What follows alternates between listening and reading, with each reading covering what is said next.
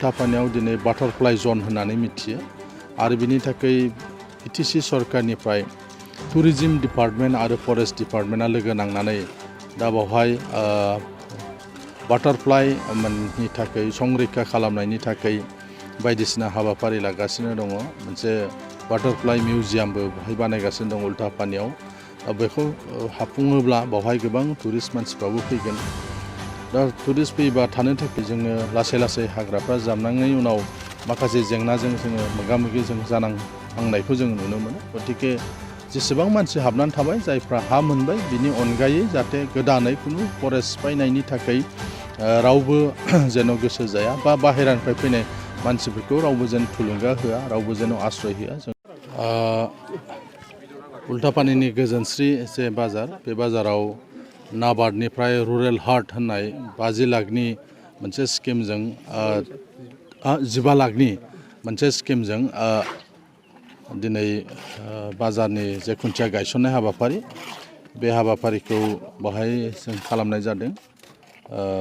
नाबार्डनि district DDM बिथां दंफैयो, इउक' बेंकनि लिड मेनेजार आरो जायफोर मावफुंगोन ग्रिन लेबनि NGOनि बिबानगिरिफोर, जायगानि VCDCनि चेयारमेनजों लोगोसे रायजो राजाफोरनि नुजाथिनायाव बे हाबाफारिखौ जों मावफुंदों। जोङो मिजिंथिदों जे जायफोर बेवहाय मैगं थाइगं फानफैयो सान्दुं अखाफ्राव, बाजारनि निजा बेबायदि जेबो न' गैयामोन।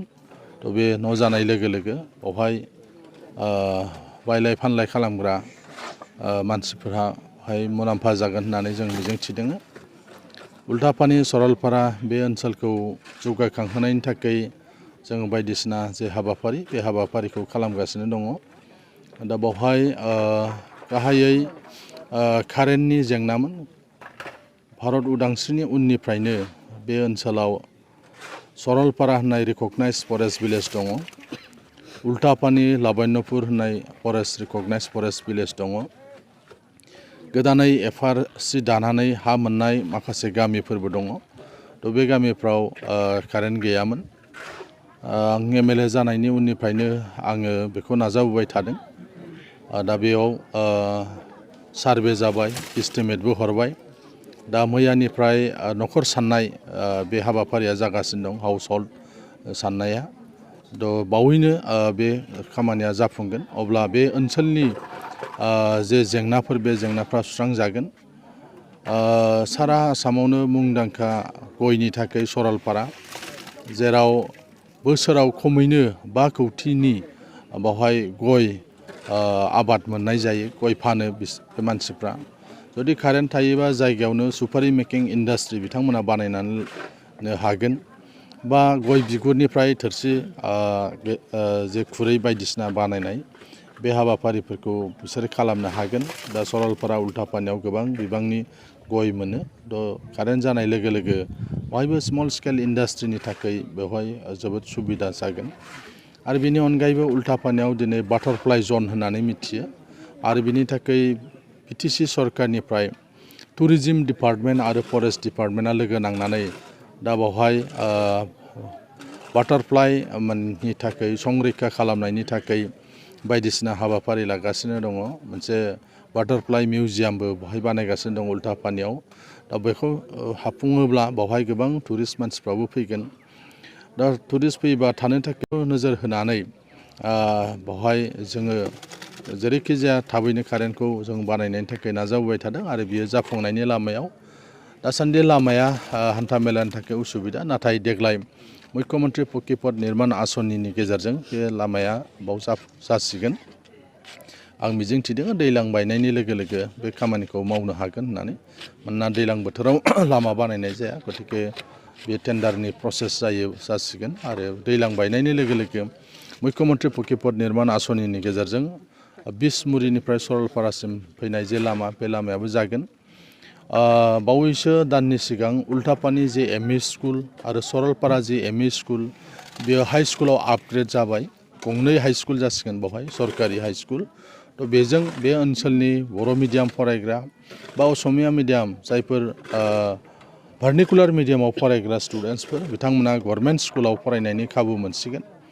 मानोना जोंनि रांखान्थियाव नोरजिया मानसिफ्रा प्राइभेट स्कुलाव फोरोंनो थाखाय सानै साथाम गथ'फोरखौ फोरोंनायाव रांखान्थि मोजां नङैफ्रा जोबोद जेंनायाव मोगा मोगि जानो गोनां जायो दा क्लास 10 एबार जिहेतु NEP बा 10+2 हायार सेकेन्डारिया थाफागोन गतिके जायगायावनो 10+2 खौ फरायनायनि खाबु मोनगोन थ' बेबायदि उल्टापानि आरो सरलपारायाव बे खाबुखौ मोननाय जासिगोन ग्रेजुवेटलि बियो 10+2 जालांगोन दा क्लास 10 सिम बेखौ आपग्रेड खालामनाय जाबाय NEPआ आसामाव लागु जानाय लोगो लोगो बे गंनै जे हाई स्कुल बे हाई स्कुलाबो 10+2 जागोन थ' बेबायदियैनो जोङो बेवहाय जोंनि एजुकेशन साइड रावबो बाहाय जोङो गोसो होदों बाहाय जों बोरै मोजां मोनसे फरायनायनि मोनसे आबहावा लाबोनो हायो फरेस्टनि संरैखानि थाखायबो रायजो राजाफोरखौ जों खावलायदों माने जेसेबां दा फरेस्ट दंबावो बेखौ जाहाथे बयबो प्रटेक्शन होयो बेखौ जों जाहाथे संरैखा खालामो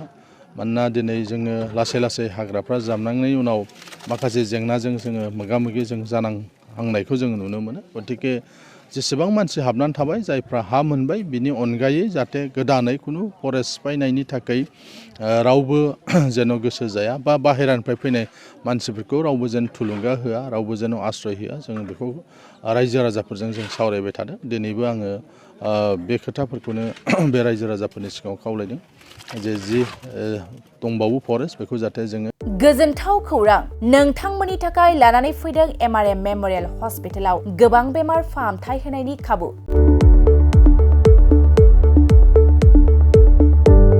बेमारि सुबुंफोरनि थाखाय गोजोनथाव खौरां MRM मेमोरियेल हस्पिटालाव मोजां रोंगौथि गोनां डक्टरफोरजों बेमारि सुबुंफ्रा मोजां फाहामथाय लानो हानाय सुबिदाखौ लानानै फैबाय MRM मेमोरियेल हस्पिटाला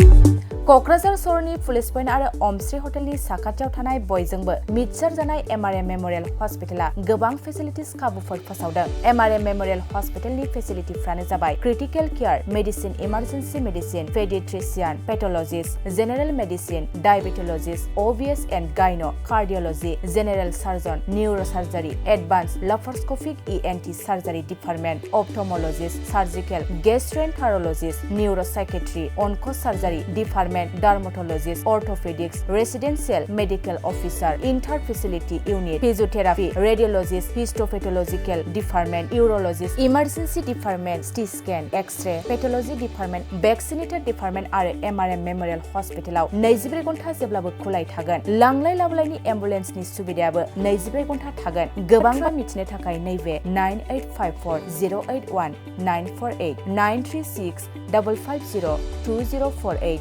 जानबुं नाम्बाराव फन खालामनानै नोंथाङा मिथिनानै लानो हागोन।